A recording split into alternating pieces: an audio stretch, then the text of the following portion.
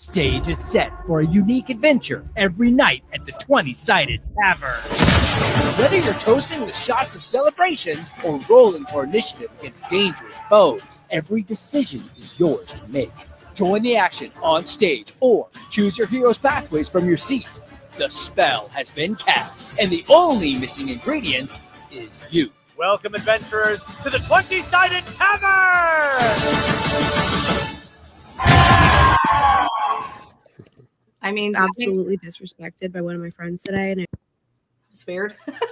Disrespected by their friends. Okay, cool. Well, hello everybody. Welcome to the show. This is our special edition. We're so happy to be here. Yes, even though this voice is coming out of me, it's still Heather. That is Amber, and the handsome gentleman below us, that is Diego.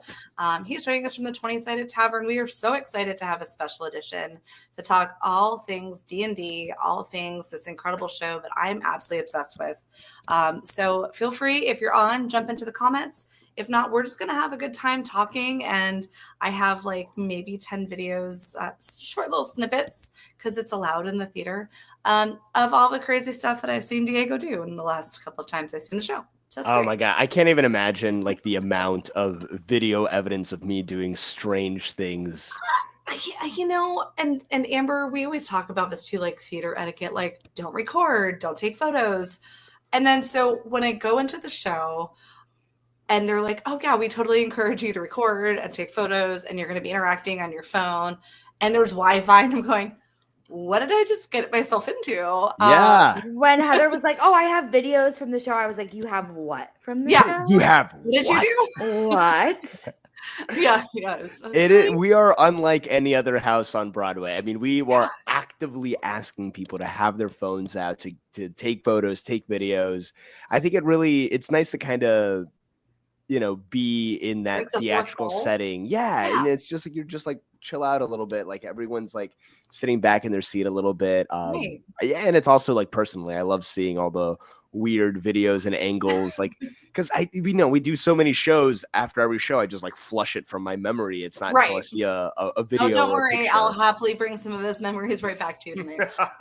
It's fantastic. Well, for people that might not know about the show, let's start by doing that. And I think you're going to be the best person to describe what the 20-sided Tavern is.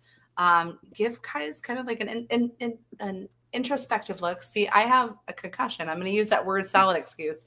Yeah. But it's true. Yeah, it's cool. But really, like, tell people what the 20-sided Tavern is, how you got involved. Like, give us like that background history, the Diego style. Yeah. So Dungeons and Dragons: The 20-sided Tavern is an immersive, interactive Dungeons and Dragons improv show. It is not something where you are having to sit back in your chair and just passively watch. You're an active participant every step of the way. There's a QR code you scan at the top, and throughout the entire journey, you help influence the decisions that the characters on stage make. One of the most important ones that happens at the top of the show is the audience picks which characters the players will be playing that evening.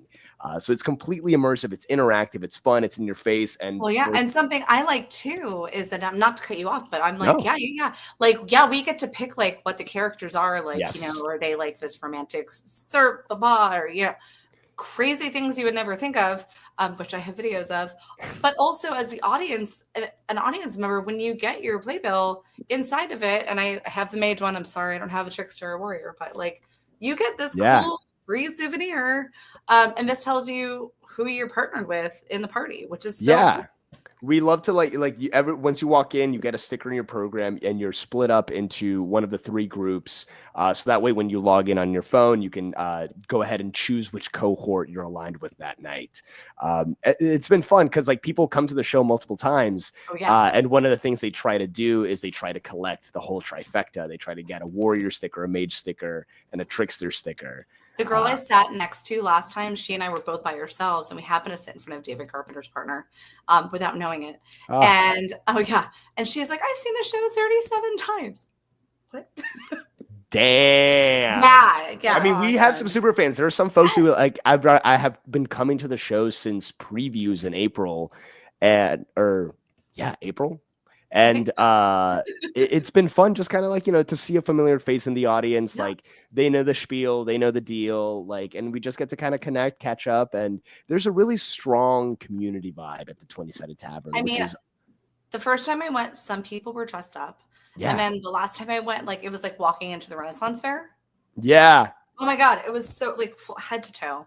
It's amazing. Like people are so creative, so imaginative. And like, that's the fun thing. Is like, you can bring all of yourself to the 20-Sided Tavern, especially if that includes you wearing just like a loincloth and carrying a styrofoam axe everywhere. Have you had that? Yes. Okay, cool. Yeah. I think at opening night. And I have to say, the interactiveness, that doesn't even just begin at the theater, because I was like browsing around on the website, and it literally starts from the minute you're interested in buying tickets. Because if you go on the website, when you go to buy tickets, you can even choose like, pick my seats for me. Like, let me randomly roll the dice and have my seats chosen for me. I loved it. It like makes you feel like you're a part of the game from the second you start your experience. From top to bottom, yeah, it's a whole experience. I mean, the show is made by the fans, for the fans. Like, everyone that you see on stage loves like role playing, that we love improv. We love kind of just seeing whatever random energy we're going to get from the crowd. And it's it's holistic. Like from the time you, like you said, buy a ticket until the time you leave the tavern, you have a say in how the story goes. And part of that say is allowing the randomness to come in. Right.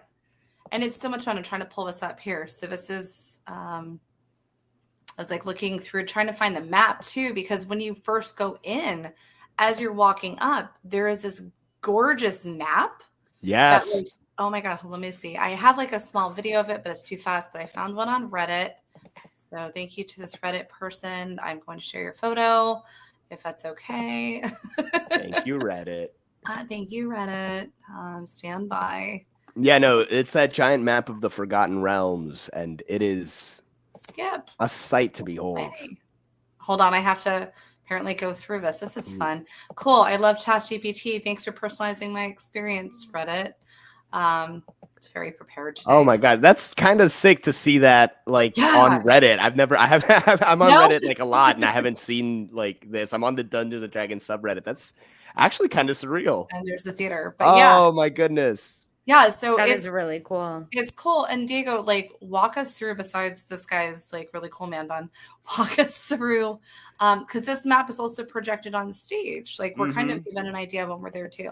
Yeah, so that's meant to be like the western shore of Faerun, which is like kind of the continent that the story takes place in. But our story specifically takes place in Waterdeep. It'll be like right on the coast, about midway up on that map right there. But it's immersive. Like that's one of the greatest things about like being able to use the Dungeons and Dragons like IP from Wizards of the Coast and Hasbro, is that we don't have to shy away from like the actual like named elements. We don't have to. Yes. We can like lean full into like we are a Dungeons and Dragons officially like licensed experience. Right. And yeah, we get to use all the fun names, all the like intellectual property. Yeah, I mean that's really so incredible what the production's been able to pull through, and like to see the show grow is just so impressive. And I think I told you last time I was at the show, I had actually I decided to rush that day because Felicia was there. Obviously, I wanted to come and see you guys, but I'm like, I'm sure like the line is going to be out the door for rush, and like I'm going to get there an hour early. It was just me. For like 20 minutes. And I was like, what are people like sleeping on? And then people started to show up. And the people that showed up had just gotten off of a board game charter cruise to Canada. Whoa. Yeah, it was like the most random thing. And I'm like, so explain this to me. And they're like, yeah, when we take a cruise and like all we do is play board games. And then we go to Canada.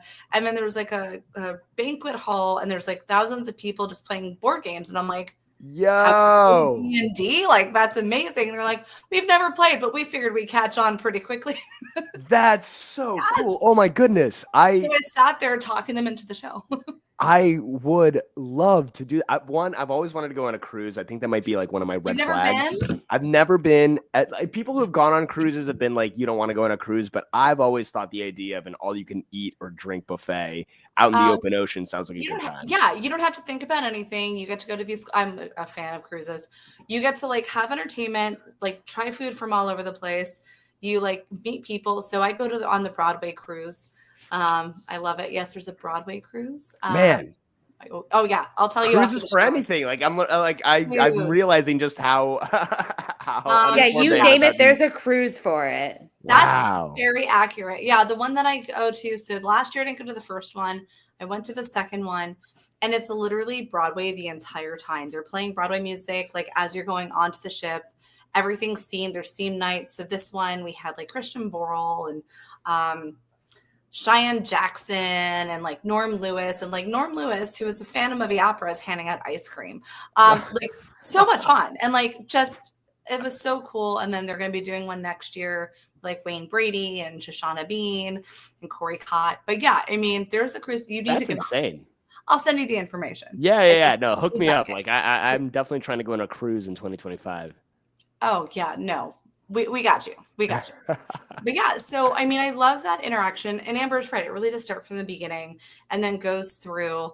How did you get involved with the show? Yeah, so I actually happened to see the show when it was touring in Chicago. I believe that would have been in 2022 winter into 2023, like January. Is your friend? Yes, I grew up in Virginia, but I've been living in Chicago for the past couple of years. Nice. And while I was there, one of my coworkers from Drunk Shakespeare had mentioned that she had gotten tickets for something called the 20-Sided Tavern, and she knew that I was into Dungeons and Dragons, and so she took me to the show, and I saw the show, and I was like blown away. I was like, oh my god, like, this is like very similar to like the type of work that I want to be doing. This is exactly where I want to be. So I was able to connect with some of the folks from the cast back then, and kind of just stayed connected, followed everyone on Instagram, followed the 20-Sided Tavern.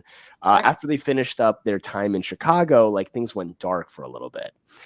Didn't hear anything from it. And then all of a sudden in February of 2024, I got like 2 text messages from 2 separate friends that were like, Diego, the show is casting. You would be perfect for it. In February of this year? February of this year. Yeah. Oh my God. It was such a short turnaround time for you. Very short turnaround. I went for the audition in late February and then had the callback in New York. So I flew from Chicago to New York for a couple of days, did the callback, was in the final callbacks. By the time I was in Chicago that Friday, I got the phone call. And then 2 weeks later, I was in New York. So it was a really, really fast turnaround. But you adapted quickly, clearly. Yeah. I mean, it's kind of like crazy. Like when I was in Chicago, I did over 400 performances with Drunk Shakespeare. Right. And that is a kind of a very similar style of theater in the sense that you are yourself on stage playing a heightened version of yourself, playing a character. And so I was very familiar with like the form and the content. Right. And then I've been doing improv for like half of my life at this point since I was like 14. Yeah. So it really just kind of aligned very well. Like, people always say like when you're trying to get along as an actor that every now and then like that project comes along that's like perfect for you, right? And this was that moment for me. Like it really felt like that. That's a challenge to a lot of actors, like being in this industry, having a lot of friends like they're performers in production, and also for our friends that are joining us. I know the Diego Art forgot to warn you, our numbers look really small when you look at the top of the screen, and then at the end we're like, oh, we had 3,000 viewers live. So if anybody is out there that actually wants to ask Diego any questions or comments, or if you've ever been to the show, please don't hesitate to jump into the comment section. But yeah, Diego, so like as a performer, I think you, and this is no disrespect to any performer out there, I think you guys work so much harder. Improv is, it can come naturally to some people, but like you don't really have a script. I call it the Blair Witch Project. Like yes. You have an idea of like where you're going, but like everything can turn and change because you have no idea what's happening on stage. Somebody could say something, it could change the whole project. Everything's different. And you're constantly utilizing your brain. And you specifically are extremely physical when it comes. I will show a video in just a second of like you throw yourself all over the damn stage. Like you really do. So it is up every night. 100%. I mean, we all got bruises, especially if we forget to take a die out of our pockets at some point, and then we're rolling around. No. Like we'll end up with these big old bruises on our thighs. It is like a whole different type of show because like with a traditional stage play, you have your lines, like you're present in the moment, but at a certain point, you can kind of like sit back a little bit, kind of ride the groove. With this, like you were saying, you always have to be listening because the story is completely different. One day we might be like pickleball tournament hopefuls. The next day we just broke grandma out of old Catraz and we're like on the run from the law. Like it is so different every single night. And I think that's one of the reasons why we have folks who like to come back over and over again, because you have these kind of characters that you get to pick from. And, recently we've introduced a couple of new characters, which has been really fun. Wait, since like a month ago? Over the past like 2 months, when Abria Iyengar was with the show, we debuted 2 new characters, Svezda, which is like an astrology dwarven girly, and Katya, who is a tabaxi cat burglar. Tabaxi, if you don't happen to know, is like a cat person, like a feline, amazing. Like Hermione in Chamber of Secrets after she which ate is one of my cosplays. Yeah, it's great. Yeah. Yeah, cool. And so we got other ones that are when Erika Ishii is here from December 5th through the 17th. They will be debuting another character from the TST archive. Oh, that's amazing. Yeah, so it'll be fun. Like there's limitless. Exactly, because even if the characters are, generally. Like, even if one performer likes to play a character in one way, the context of the story that they're in is always going to be different because we don't know, like you say, we don't know what's going to happen until we get on stage. Well, and then I'm going to show a video that, let's see, I'm going to cue it up here and then I'll show it. You guys kind of, well, how about let's start with the word Drumble here. If you don't know what D&D is and you've never played the game, you can still enjoy the hell out of the show. Absolutely. We teach you everything you need to know, and it's kind of like a learn as you go thing. You kind of get an idea of the broad concepts in the first 15 minutes of the show. Yeah. And then by the time, the only thing you need to remember is die number high, good, die number low, bad, and then just kind of roll from there. It's very like a sports thing almost. And I'm glad you said that because I have a video that will show that. Yeah. Hold on 1 second. Here we go. So I'm as Diego said, die high, good, die low, bad. Here we go. You may not know this player. A natural 1 is not bad fit. Enemies the player does as bad a job as possible, often with disastrous results. Okay, go, baby, go.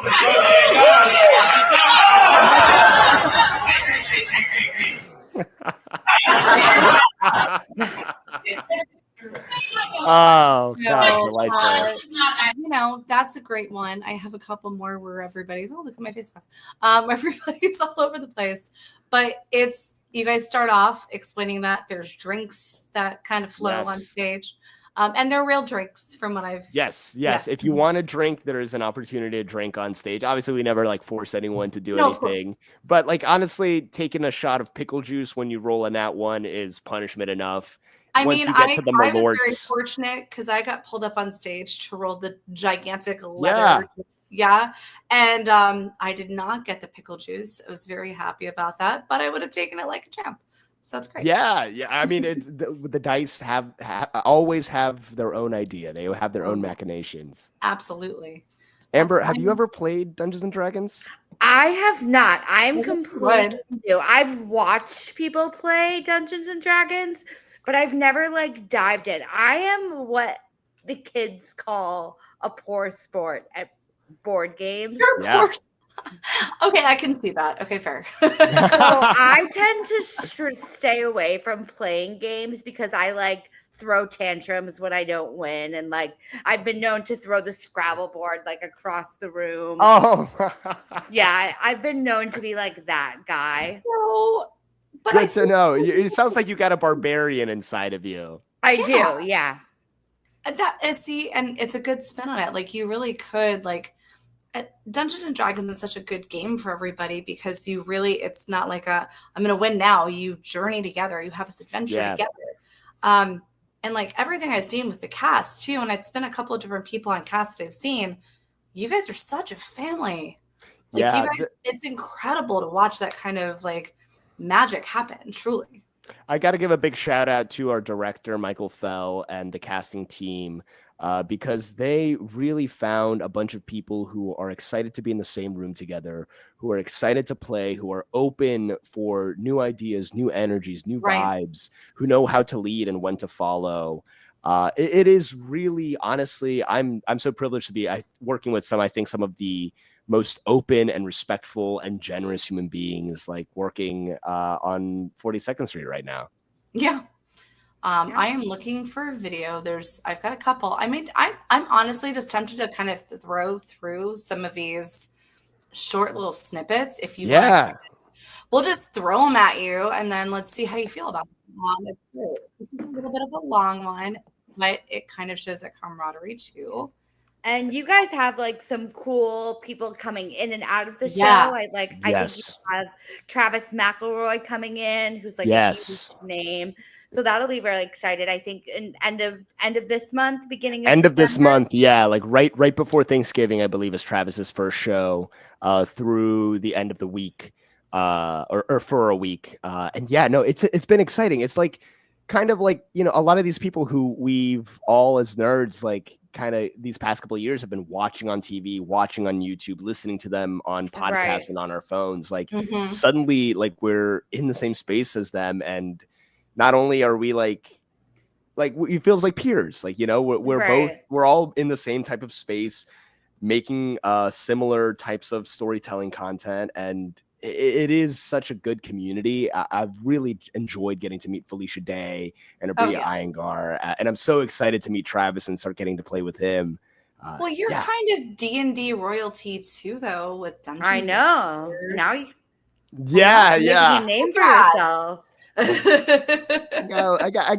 ain't my first podcast. No, not at all. With the professional equipment. But yeah, tell us a little bit about Dungeon Busters too. Yeah, actually, it's so funny that you mentioned that because my co-host and co-creator of Dungeon Busters, this podcast that we have, was just in town this morning for an audition here in New York. He's based in Chicago as well, Michael Hyatt. But yeah, no, we have this podcast called Dungeon Busters. The premise is that every episode is its own like standalone like D&D lesson. We take a look at different things like chases or how to run infiltration or, you know, how to run a specific monster. We found that there was a lot of D&D content out there by a lot of wonderful people, but a lot of it is couched in these hour-long actual plays that are kind of a little hard to parse through and digest, especially if you're just kind of looking for a quick reference for how to do something in the context of Dungeons and Dragons. So Michael and I got together back in Chicago and we created Dungeon Busters, and every episode we take a look at a different facet of the Dungeons and Dragons game and give you a practical example for how to run it and how to put it in your game if you'd like to. Yeah, so it's like, Amber, that would be really good. Like once we get you into playing, for you to start to learn. Well, you know, I always wanted to DM, and I've like Dungeon Master, like it's the person who's essentially telling the story. But I played and I've done some things. So I'm like, I don't feel like I'd be that creative. But then you start to learn different methods. That's really kind of different campaigns. Over the course of COVID, I got like all my work dried up once, you know, the pandemic hit. And my wife recommended to me to put up a listing on Fiverr.com and be like, we'll run D&D game for money. And genius idea. If that had not happened, I don't think I would be where I am today, because before that, I'd played D&D in high school, played a little bit in college. You know, I'd always kind of stayed tangentially like aware of the game and everything. But it wasn't until everything shut down that I was like, man, rent's due on the 1st. I need to do something. Sierra gave me this fantastic idea. Yeah. And after I had the listing up for like a week or two, and then I got a message from a group of people based in California. And then we ended up playing together for the next like year and a half of the lockdown. And like you were saying, like as you go on that journey as a dungeon master, your style evolves. Like the type of prep work that I used to do when I was first starting out is completely different from how I would prepare for a session now. Yeah. Oh, we got fur tax. Sorry. Yes. Puppy. Sky was Sky. like, Sky still needs a home. If anyone is in Connecticut and looking for a dog, hit me up. Sky's looking for a home. Let's get Sky home. Sky. Yeah. And we always have fur tax because Amber fosters lots of cute animals. So we've seen like baby kittens and giant doggies and little doggies. Yeah, it's great. Still waiting for the giant kittens. Right? Giant. Oh, trust me. So my friends on the cat cafe here in Orlando, there's a 27-pound cat right now. 27 pounds. 27-pound cat. But there's also a cat that I think is part Lycoy, which is the werewolf cat. What? Oh, do you not know about Lycoys? No. Oh, we will talk off air about this. Yeah. Lykoi, Lykoi. My ex was obsessed with them. They literally looked like little werewolves. Yes. Oh my God, you're absolutely right. They look like little nocturnal marsupials or something. Yeah, they're adorable. And they're super cute cats. I feel like it belongs to like the trees of Madagascar. Kind of. Yeah. Or just like in the forest being all spooky. Yeah. I always joke, I'm like, when the cat cafe closes at night, it falls into full transformation of the werewolf, and then the full moon. Yeah, exactly. All right, let me show you guys some of these videos so you can see the hilarity and the intensity of how the show goes. Here we go. Wish me luck. There we go. It's like, we don't want to see random. Diego, how are you? Oh, dude, the tequila is flowing and the Diego is going. Do you have fun fact you'd like to share with everyone? The most recent thing I stole would have had to have been, I had a hole in my pants that I needed to get patched, and I didn't feel like paying for the fabric at Walmart, so I just like stuck it in my pocket and walked out. Nobody tell Walmart about that, please. Interesting definition of fun. Trickster, ties us at the ready. Let's choose your character. All right, Trickster! This is such a throwback. It's been such a minute since I've been to Trickster. Into your pockets and throw your wallet on stage! You do not have to do that. Oh, okay, all right. You can't blame the guy for trying. Let's go ahead and take who I am going to be playing today. Will I be A, wizard gone rogue, B, a little baddie, or C, a spicy bard? It's your choice! Oh, man.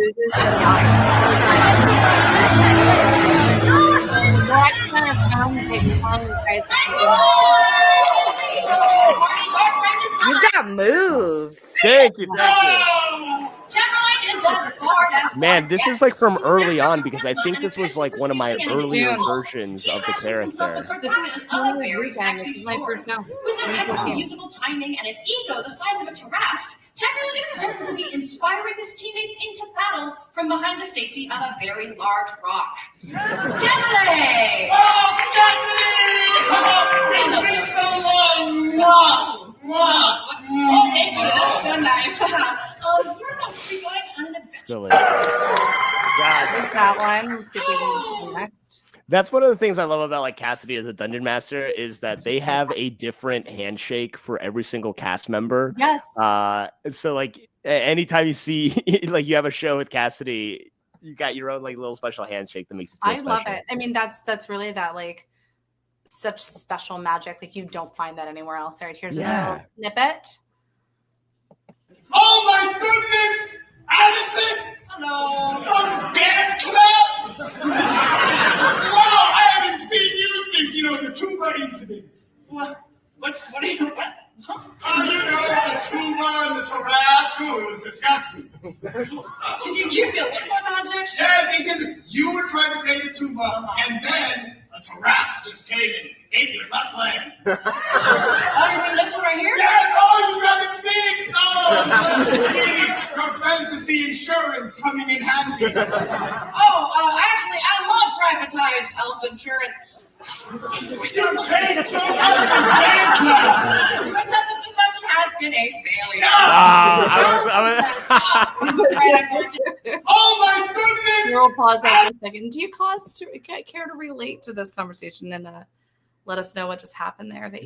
So at the top of the show, like one of the very first die rolls that we do in the show is trying to talk our way out of paying a bar tab with the bartender at the Curious Hedgehog. So every player on stage gets to roll, and whoever rolls the highest gets to take the lead on this interaction. Even though Tamberlane, I think, has like a plus. Also, you have the option to either deceive or persuade the bartender to not pay your bar tab. In the entire time I've done this show, people have only chosen persuasion twice. Wow. Yeah, people love to choose the lie. So yes, this was definitely me. Honestly, surprised I rolled low as Tamberlane because he has like a plus 7 to deception. But yeah, no, sometimes the dice have a different plan in mind. It really is just so much fun. And like to see the DM kind of running through all these different roles too, kind of get the game rolling through. There's more. Don't worry. Delicious. Here's a longer clip. Tavern, I introduce to you for the first and final time a truly unique creation, the enormous televangelical hippopotamus. It's time to determine our order of attack. One more time, let's roll for initiative, everybody. Yeah, this is after I switched over to the Warrior. That is a 12 plus 1 is a 13. 13, Maddie. That is a 12! Nothing hits like a nat 20. I'm rolling at the right time. Yeah. What is this one to, my love? Oh my gosh. This shot goes to playing D&D with all of my new friends on Saturday! That is a 20 plus 2 for whatever math is. You've given me a -1 to dexterity. Thanks for nothing. 19 minus 1 is 18. Not terrible.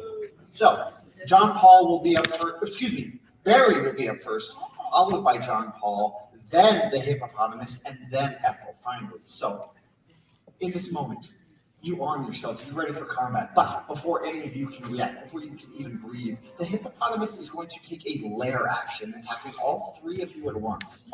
So, all right. We don't have every animal back here, but this is going to be hippo. This is great because the big bad evil guy we fight at the end of every night is just entirely dependent on the suggestions that the audience gives us. Yeah. And oh my gosh, Connor always loves to pick like the most out there like type of animals and adjective suggestions. It all comes together so crazy. The difference between Connor and Cassidy was impeccable. Yeah. So lovable both ways. That's one thing that's really great about the show is like it really offers folks like you're not trying to do the character like one specific way, like different interpretations of different roles like vary like that. We have so many different flavors. Like when Cassidy DMs, it's one flavor. When Connor does it, and when Alex Murray does it, it's a whole different vibe. Oh, yeah.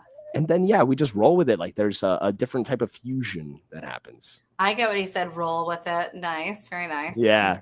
Gotta learn. Have you ever had any like particularly like memorable or like super exciting like audience participation kind of experiences that come to mind? There was one time I was playing Wondro the wizard, and he's like kind of like an assassin, a rogue who is masquerading as like an all-powerful wizard, when in reality he just has Quick's hands and a butterfly knife for a wand.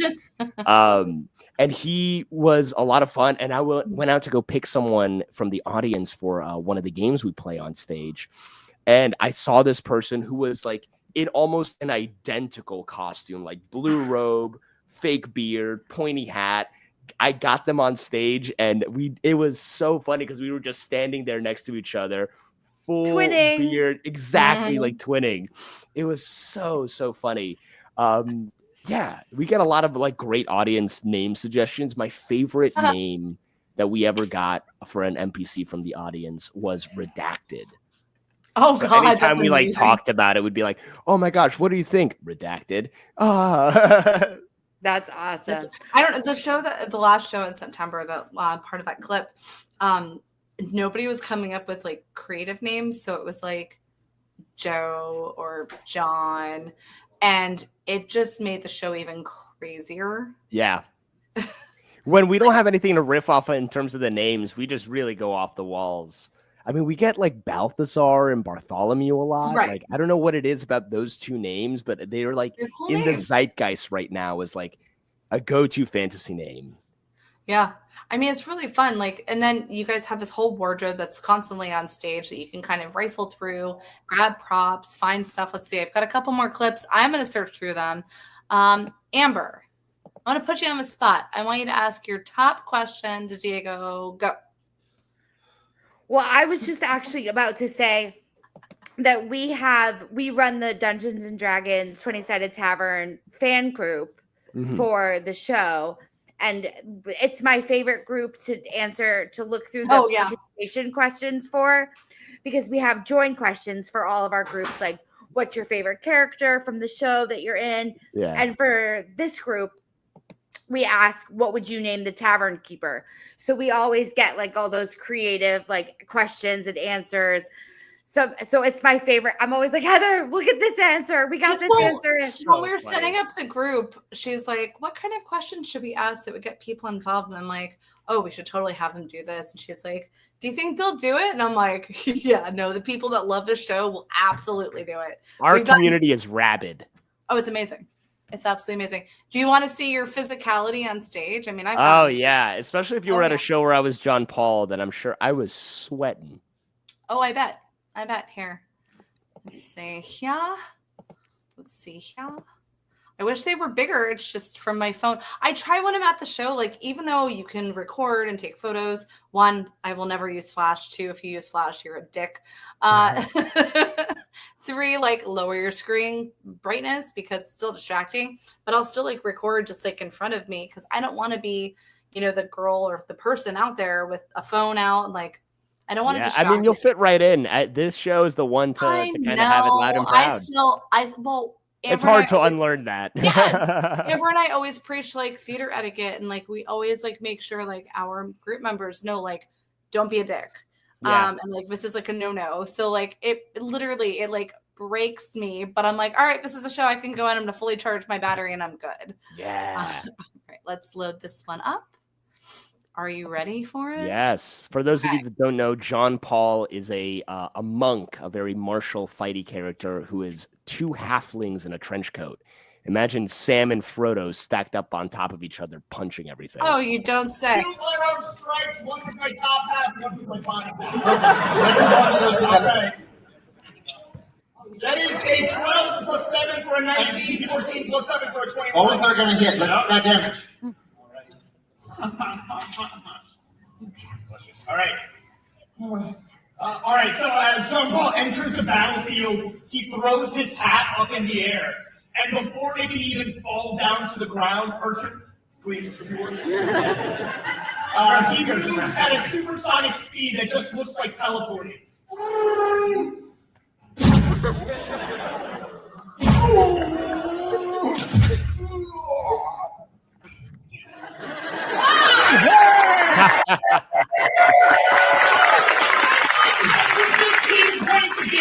Incredible. And as they're reeling from that, trying to figure out what even happened, you finally made that is one of the most physically demanding characters to play in this show, because you are essentially embodying 2 different people inside of one body. And I swear, like, I come off like at intermission or at the end of the show, and I take that big trench coat off. Sure. It is a Rorschach test. Like, look upon my chest and see your inner trauma. Like, oh no, we gotta get you like ice packs or something. Oh man, they take good care of me backstage, but it just under those lights, it is hot, and it's so fun to just kind of let loose and kind of, tap into that kind of kung fu energy. It's so much fun to watch. And I've got a couple more with like Felicia in there, but it's fun to watch, but then it's also fun to participate. And again, kind of talking about like being brought up on stage and doing like one of the games. You guys do that throughout the show, which is so much fun. I know how bright those lights are. I always joke. So like I've been on the Broadway stage because I stage toured with my friend Amber Ardolino at Back to the Future. And I've been on the Off-Broadway stage, just part of your show, which is fantastic. But there's so many lights. Yeah. And then being on that set is so gorgeous. Yes. The set is incredible. Please tell people, like, you obviously spend way more time up there than I spent for about 30 seconds. Please kind of go over that set design, because every time I go, I find something different. I'm always looking at like the lights above, and it's just so cool. Yeah, I mean, it's an intense set. It was designed by Casey McGeorge, and they also designed the props and the costumes. The set is incredible. Basically, almost anything that you can see stacked up on the walls on stage left and stage right, if it's within arm's reach, it is fair play to get that into the show. We take off costume pieces and props and use them and repurpose them all different ways. And there's so many little Easter eggs for fans to find as they're kind of like looking at this set. It's so all encompassing. We have a gelatinous cube lamp that is dangling above it. We have like every edition of Dungeons and Dragons, like source books up against one wall. We have swords and we have canes and umbrellas and roller skates that we're all still too afraid to put on our feet. I can imagine. It is a very, very beautiful, very intentional set. A lot of thought went into it, and it really shows. All the digital stuff behind it. Exactly. We have that big video wall behind everything, and that really helps like kind of elevate that show. Because when you're doing Dungeons and Dragons at home with your friends, it's just a little campaign, theater of the mind. You have to imagine a lot of it, a lot of the imagination. So it's cute you say that. I'm going to say cute because I have friends, and I've been dying to get into their campaign for about 6 years. They have their entire like war room.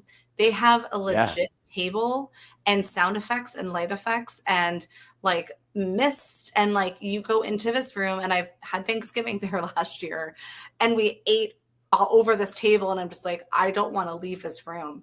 It's so it's like an immersive game room in the middle of a house. And it's just so cool. Nothing brings me more joy than seeing people's like nerd dungeons. Like, my biggest dream would be to have live in an apartment or a house where I can have like my own little nerd cave. Like, I want like a full like LED rigged like table for Dungeons and Dragons. I want the minis, and I want the terrains, and I want like the sound effects and the lighting. It makes me so happy.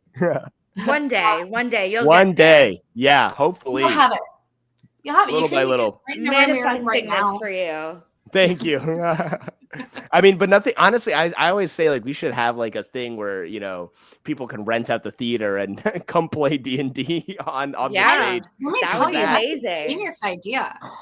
Or at least be able to offer like a tour, because sitting there and like zooming in on my camera and looking on the shelves, one thing, but like being able to go and like see things. The lobby is fully decked out too, and it's a smaller lobby. I was trying to find photos of it.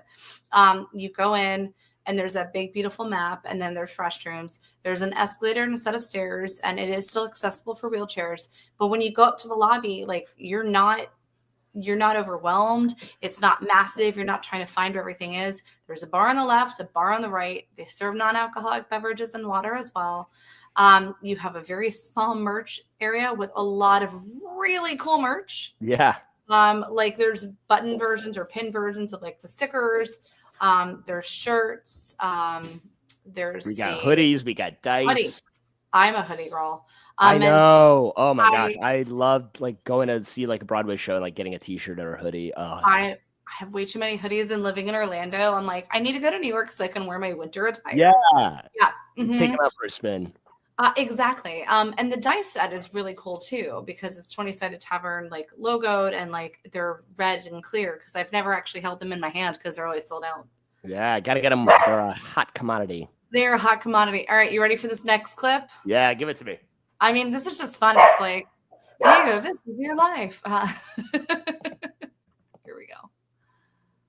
All right. Again, I wish these were bigger. I'm so sorry. Size does not matter. Here you go. Oh, let me actually turn it on. That'd be +5 for an 18, +5 for a 23. Did it work?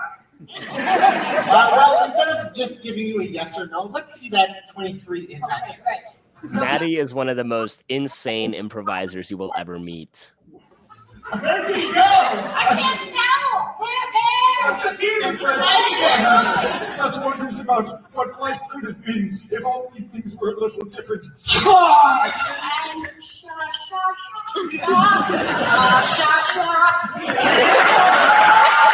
Little panic, little boy. This is a goblin lullaby. If you don't come, I'll eat your skin. Insane. Did it work? It makes me. How calm are you? Here, let me massage your cat. So, let's say a couple things happen. So, let me Let's say that the wizard was raised by goblins. And whenever he had a tough day, he would come home from wizard school, and his mother would rock him singing this gentle goblin lullaby full of the threats of skin eating and all of the atrocities. God bless Connor for always rolling with whatever madness we put out. And exhaling deeply into your little green embrace. The wizard feels calm. This has been a success! God, I mean, even watching it, I get caught up in the narration. It's my face is so wet now. Forgive my demeanor earlier. A great calamity is building.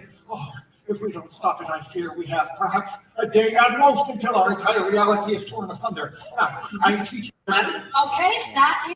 Delicious. Oh my God, I could play this for like another 5 hours and be done with it. And they're fun. It's just so much fun. That's one of the things I love about the Dungeons and Dragons 20-Sided Tavern Discord server that we have. We have like tons of fans that are in that, and there's a channel where folks just post like photos and videos from shows they've been on. And like I said, like I get off stage and it's like I flush it. Like I can't retain all of the randomness that we do. So it's like anytime we get to see like a video, especially like one that's got like a it captures the whole bit. It's so satisfying. Oh, I have a video of Felicia Day saying she's going to attack someone with a fart. I mean, you can't. Yeah, I have that. That's stored in my memory banks and on my phone. Felicia was such a crazy energy to have on stage. Like she came in and she like was just ready to go, ready to play. She was ready to get in there with us. Like it was really, really fun. Like, I'd like knew her from Dr. Horrible Sing Along blog. Me too. And so I was like very excited to like kind of get to work with her. And she's just so kind and so like ready to like get down and dirty, like with the improv. She really, really kind of opened up. Like it was like, oh wow, Felicia can do this. Like, why don't I try setting a shop on fire too? It's funny you say that. Would you like to see another clip? Yes. Gladly. I don't think I've ever showed this many clips in our show before, but I'm like, I told Amber, I was like, I have like 80 videos, just little snippets because I was getting ready. Because I mean, since day one, we've been talking about doing the podcast together. So it's been great. All right, here we go. This is a little baby clip. Yeah. It got me fired! No! You just little bastard!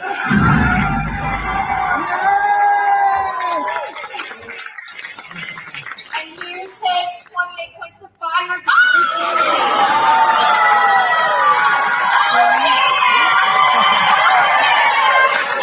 We have just taken a hard left turn in this campaign because that street urchin super not alive. His two friends look at the charred skeleton on the ground and say, Mrs. Bubblebomb, we will proceed forward with respect and reverence for our elders and infinite apologies. And he was kind of weird anyway, something about sweaty palms, cold fingers. I never liked them, and they were off. This combat has been a success.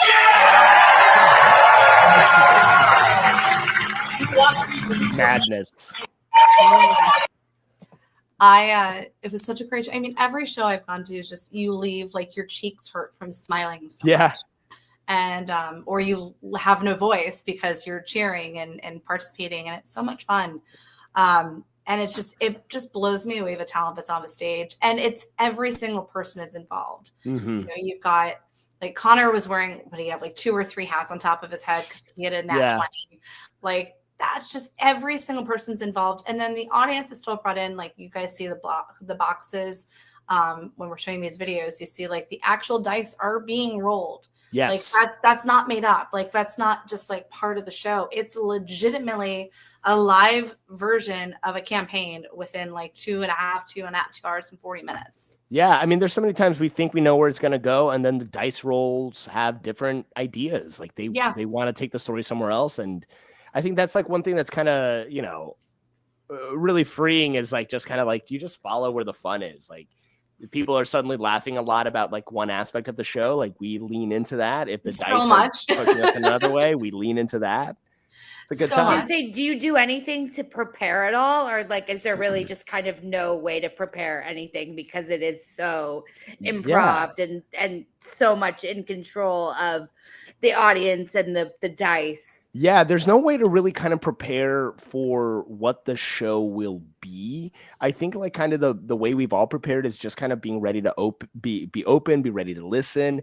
And also we have kind of a clear idea of where our characters live. Like they always kind of have like a bit of an evolution.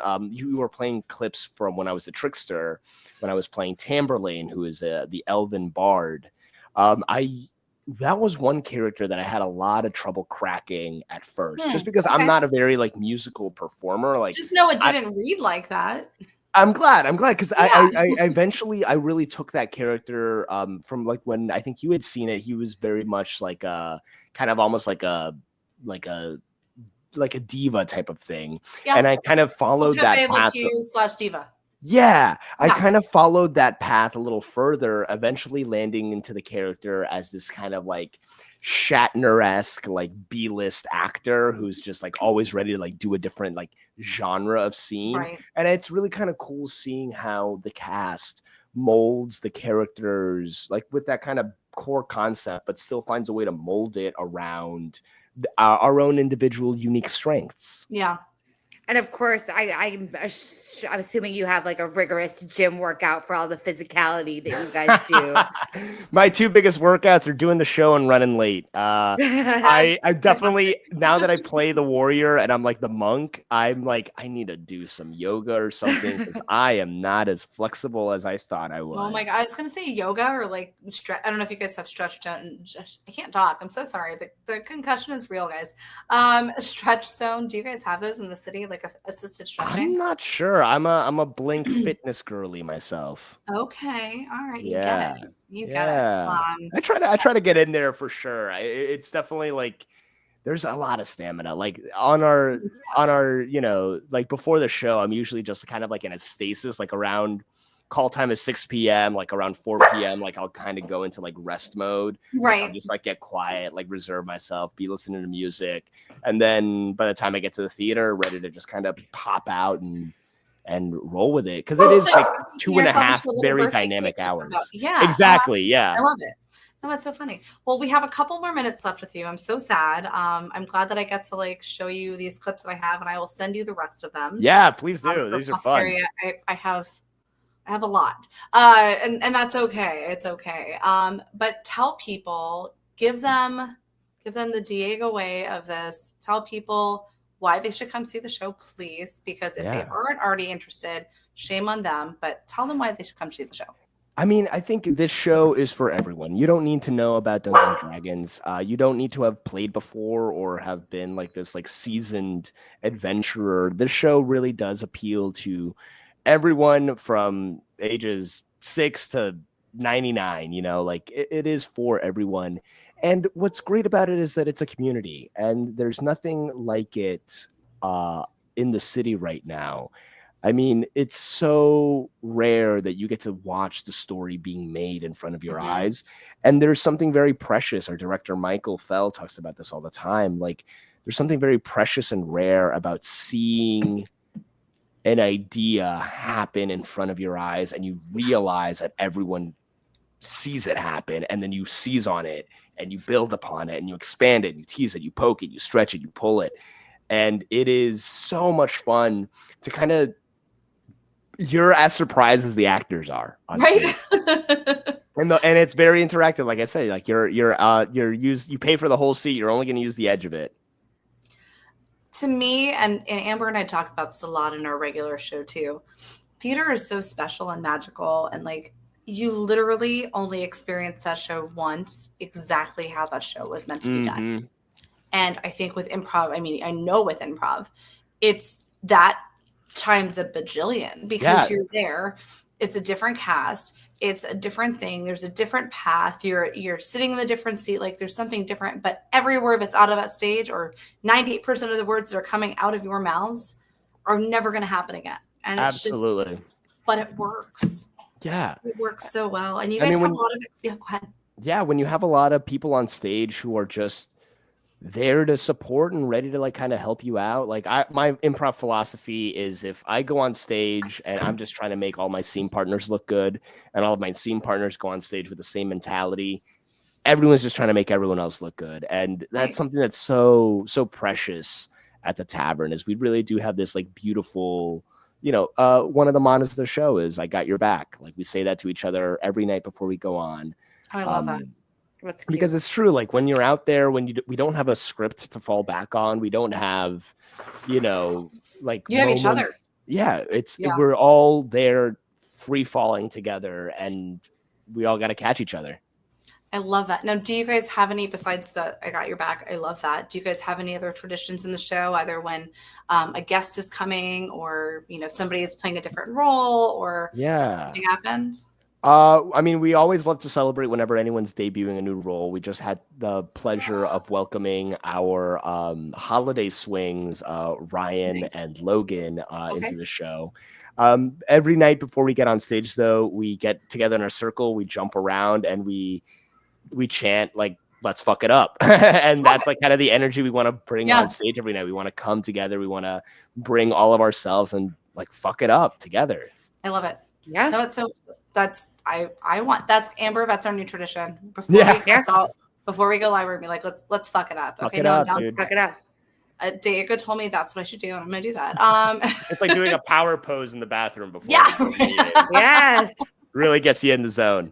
Oh, absolutely, absolutely. I love it. Let me ask you this: is there a question that you've always wanted to be asked about yourself or the show, and you've never been asked? That's a great question. You're welcome. I think one thing I've always wanted to say about the show would be, oh man. You're welcome. I think that these next 3 minutes are just, I know, right? It's, I can't remember anything I've ever thought before. Let's see.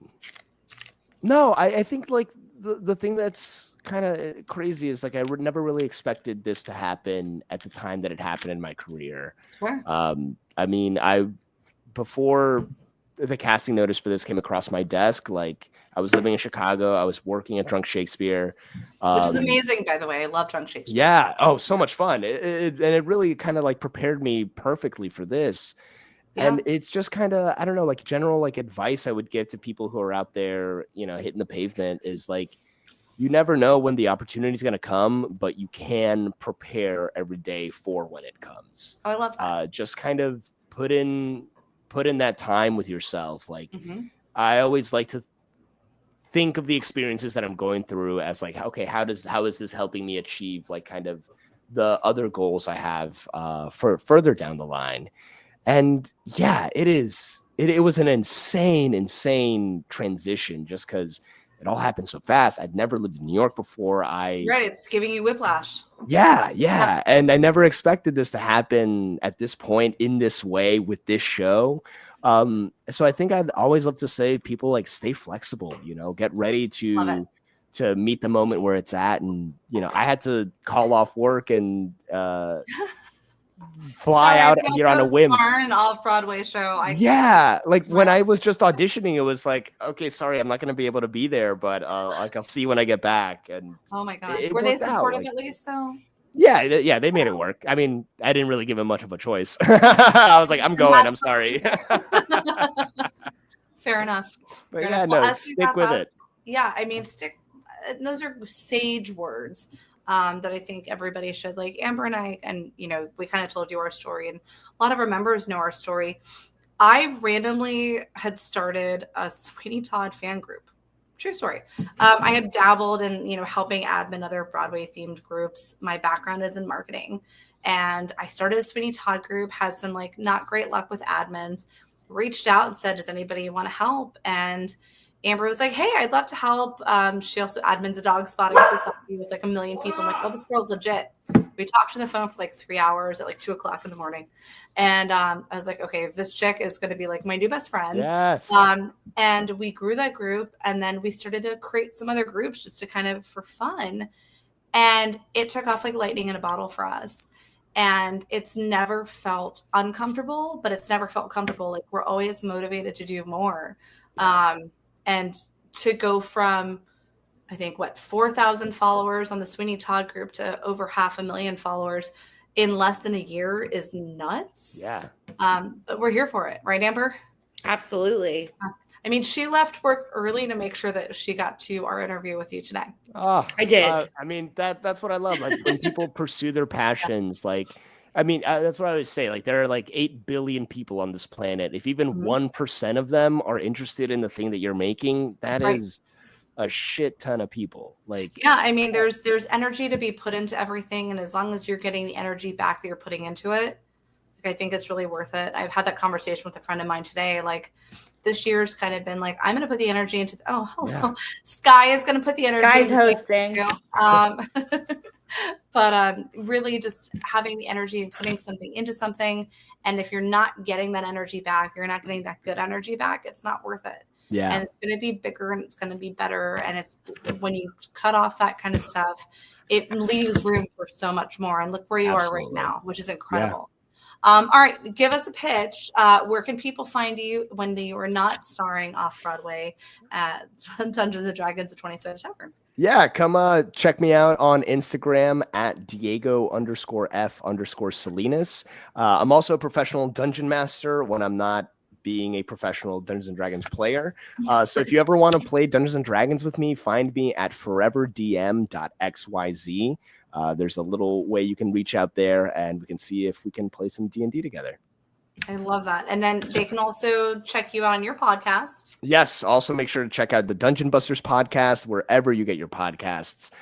Follow the 20-Sided Tavern and also join our Discord, because that is the best way to kind of see what we're all getting up to. And you also get news and discounts before the rest of the general population gets them. So it is the spot to be. And they can join the fan group right on www.broadwayfanclub.com. So they'll see all of them there. Say die. Yeah, so go to the Broadway Fan Club. You can see a list of all of our groups. You can see our merch. You can see our bracelets. You can see everything that we offer. You can join the groups that interest you the most. And 20-Sided Tavern is one of those awesome groups. Yeah, yes. I can't wait to see y'all there. Oh, yeah, I can't wait to see all of their answers as to what they'll name the Tavern Keeper. So, yes, Diego, that's my favorite part. I know, it really is. It really is. You are always so wonderful. I'm going to come see the show very soon. I know you guys have some special guests coming. We talked about those before. And please, guys, please go check out the show. It is so worth it. Yeah, I'm sold. I'm going to get a ticket. Yes, please come have some fun with us, roll some dice, get into some mischief, maybe get some beer splashed on you. Anything can happen at the tavern. And we also have a giveaway coming too. Yes. I believe if there's a giveaway coming soon for, I'm not sure what it's for, but 2 tickets. 2 tickets. I'm dying. Yeah. Let's do the charades version. 2 tickets, for 20-Sided Tavern. 20-Sided Tavern. And also, you just have to enter in our groups. We'll be making a post very shortly on how to enter. And Diego had a great idea how to enter. Yeah, okay. As you're catching your breath, if you want to get 2 tickets to Dungeons & Dragons at 20-Sided Tavern, go ahead to thebroadwayfanclub.com, join the 20-Sided Tavern group, and share a picture of you rolling a D20. If it's a 10 or higher, we'll count that. Yeah. Don't cheat. Don't cheat. Don't cheat. Don't cheat. Just I'm let the gonna roll dice a decide. D20 for breathing right now. I hope. Yeah, right. I know. Constitution I saving got throw. so overwhelmed with emotion. I'm gonna pull my cards. It's real. It's fine. I almost have my voice back, which is great. Yay. But, yay. Thank you guys. See, improv is real. The show is real. I didn't die. Diego, thank you for not killing me tonight. Thank you. Appreciate it. It's an honor. I would have come and haunted you and been like, hey, what's up, buddy? Please have a great rest of your week with shows. Tell everybody we say hello. Will do. And Amber and I are going to come and harass you guys soon anyways. Thank you again for Dungeons & Dragons 20-Sided Tavern for putting you on loan for the evening to come hang out with us. I'm going to send you all of the clips and videos that we've got so you can share them with everybody if you'd like. Awesome. Thank you all so much. This was an absolute pleasure. You guys so much. Thank you guys. Awesome. I hope you all have a great night. Happy Wednesday. We'll see you guys on Monday with our regular The Broadway Fan Club podcast right here. Right. Peace. Have a good night, everybody. Bye-bye. Bye.